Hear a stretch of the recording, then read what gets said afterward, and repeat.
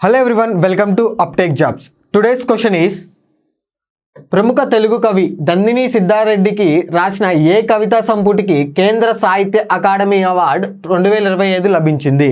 ఒకసారి కనుక ఆప్షన్స్ చూసినట్టయితే నాగేటి సాలలో నా తెలంగాణ, అనిమేష, ప్రాణహిత, సంభాషణ ఈ 4 రచనల్లో ఏ రచనకి ఈ యొక్క కేంద్ర సాహిత్య అకాడమీ 2025 అవార్డు లభించింది అని అడిగారు. ఈ కేంద్ర సాహిత్య అకాడమీ 2025 అనేటువంటి అవార్డు ఏదైతే అనిమేష అనేటువంటి కవితా సంపుటికి లభించడం జరిగింది. అనిమేష అనేటువంటి కవిత ఏంటి అంటే కరోనా సమయంలో ప్రజల యొక్క జీవన విధానము దాంతోపాటుగా మట్టి వాసన అనేటువంటి థీమ్తో ఈ యొక్క కవితా సంపుటిని ఈ యొక్క నందిని సిద్ధారెడ్డి అనేటువంటి రచయిత రాయడం జరిగింది. దానికి గాను 2025 కేంద్ర సాహిత్య అకాడమీ తెలుగు భాషకు సంబంధించి అవార్డు అనేది గెలుచుకోవడం జరిగింది. అనిమేషన్ అనేటువంటి కవితా సంపుటి. కమింగ్ టు ది కేంద్ర సాహిత్య అకాడమీ.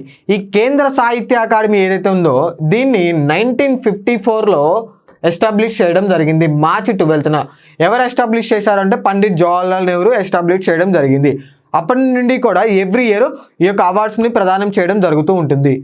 ఎన్ని లాంగ్వేజెస్లో ఇస్తారు అంటే 24 లాంగ్వేజెస్లో ఈ అవార్డుని ప్రదానం చేయడం జరుగుతూ ఉంటుంది.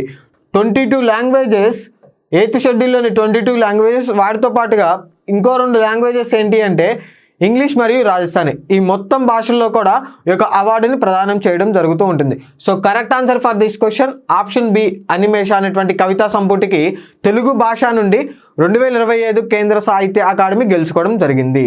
Thank you.